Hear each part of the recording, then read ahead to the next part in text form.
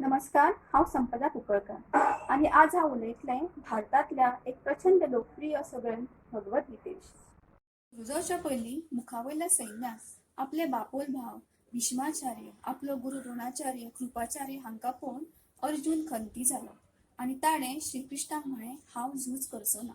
तेन्ना श्रीकृष्णान ताका उपदेश दिलो। हो उपदेश म्हळ्यारूच श्रीमद भगवद्गीता। भगवद्गीतेत एकूण 18 अध्याय आसात। गीतेचो पयलो अध्याय अर्जुन विशय। अर्जुन खंती कित्याक जालो?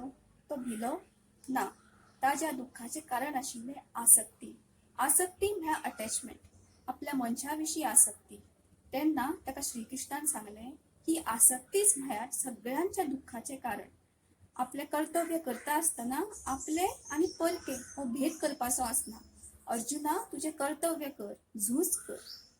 झूज कर हो संदेश फकत अर्जुनाक नाशिल्लो, जाल्यार आमच्या सगळ्यां खातीर आसा।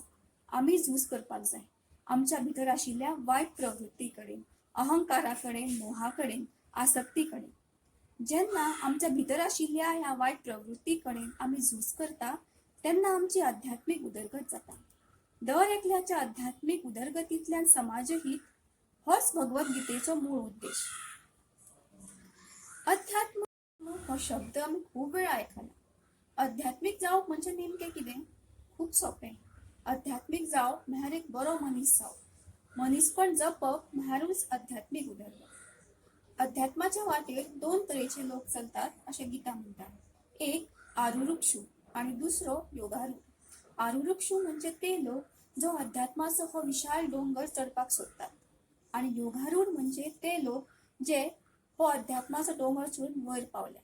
दोगांची आव्हानां वेगळी।